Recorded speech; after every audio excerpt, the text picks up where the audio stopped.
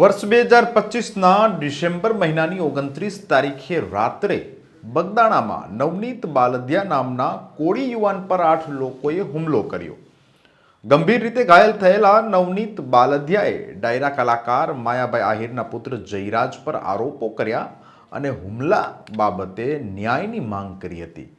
ત્યાર પછી આ મામલો ખૂબ ગાજ્યો અને છેવટે રાજ્ય સરકારે સ્પેશિયલ ઇન્વેસ્ટિગેશન ટીમ એટલે કે સીટની રચના કરવી પડી. જો કે હવે જ્યારે જયરાજ આહિરની ધરપકડ થઈ છે ત્યારે ખૂબ જ મોટું અપડેટ સામે આવ્યું છે. શું છે આખી વાત તેની વિગતે ચર્ચા કરીએ. નમસ્કાર, હું છું રિયાઝ. સ્વરાજમાં આપનું સ્વાગત છે.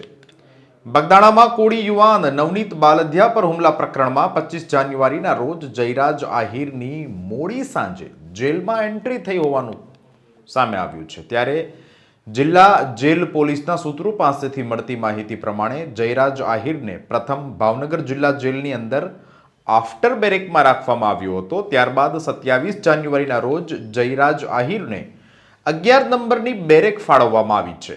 જયરાજ આહિરના પરિવારજનોએ તેની માટે બિસ્તરા અને ટિફિન માટે અરજી કરી હતી, જે 28 જાન્યુઆરીના રોજ મંજૂર કરવામાં આવી છે. 6 દિવસ જેલનું ભોજન લીધા બાદ હવે જયરાજને ઘરનું જમવાનું મળશે. હાલ જયરાજ આહિર જિલ્લા જેલમાં આવેલી લાઇબ્રેરીમાં પુસ્તકનું વાંચન કરી દિવસ પસાર કરી રહ્યો છે. તાજેતરમાં નવનીત બાલદિયા પર હુમલો કરનારા 14 આરોપી જેલના સળિયા પાછળ છે. જેલ મુક્ત થવા 8 આરોપીએ તેમના વકીલ મારફતે મહુવા કોર્ટમાં રેગ્યુલર જામીન અરજી મૂકી હતી, જ્યારે અન્ય એક બગદાણાના શખ્સે પોતાની આગોતરા અરજી પણ મૂકી હતી. 30 જાન્યુઆરીના રોજ મહુવા કોર્ટમાં આ કેસ અંગે સુનાવણી હાથ ધરવામાં આવી હતી, જેમાં મહુવા કોર્ટે 8 આરોપીના રેગ્યુલર અને એકના આગોતરા જામીન અનુસંધાને મુદ્દત આપી છે. હવે આગામી સુનાવણી 2 ફેબ્રુઆરીના રોજ હાથ ધરવામાં આવશે. જોકે જેલમાં રહેલા 14 આરોપી પૈકી 8 આરોપી રાજુ ભમ્મર, વીરુ સૈડા, આતુ ભમ્મર, ભાવેશ છેલાણા સહિતના આરોપીઓએ જેલ મુક્ત થવા વકીલ મારફતે મહુવા કોર્ટમાં રેગ્યુલર જામીન અરજી કરી હતી.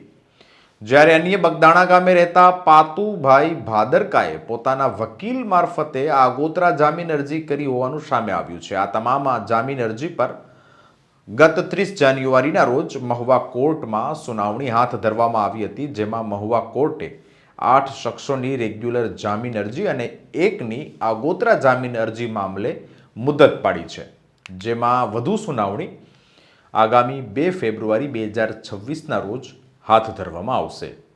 અત્રે ઉલ્લેખનીય છે કે નવનીત બાલદિયા પર થયેલા હુમલા કેસમાં લોકગાયક માયાભાઈ આહિરના પુત્ર જયરાજ આહિરને સમન્સ પાઠવતા તે એસઆઈટી સમક્ષ હાજર થયો હતો. ત્યારબાદ હુમલા મામલે સીટ દ્વારા જયરાજ આહિરની 3.5 કલાક લાંબી મેરેથોન પૂછપરછ ચાલી હતી. એ સમયે એસઆઈટી સમક્ષ નિવેદન આપી બહાર આવેલા જયરાજ આહિરે મીડિયા સાથેની વાતચીતમાં જણાવ્યું કે એસઆઈટી દ્વારા મને જે પણ સવાલ કરાયા છે એના મેં જવાબ આપ્યા છે.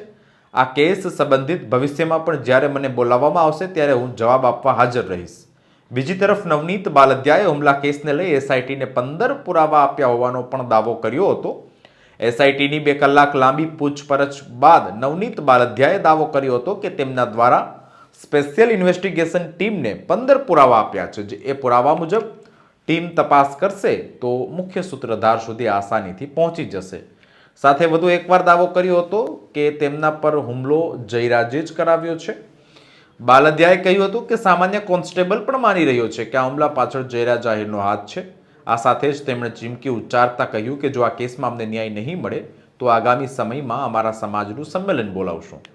જો કે એવા પણ અહેવાલો સામે આવી રહ્યા છે કે આગામી ટૂંક સમયમાં કોળી સમાજનું સંમેલન યોજાશે.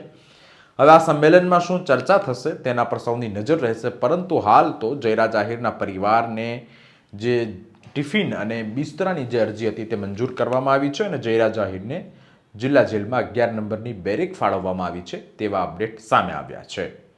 સમાચારોમાં અત્યારે બસ આટલું જ. પડે પડની અપડેટ્સ માટે જોતા રહો સ્વરાજ. ધન્યવાદ.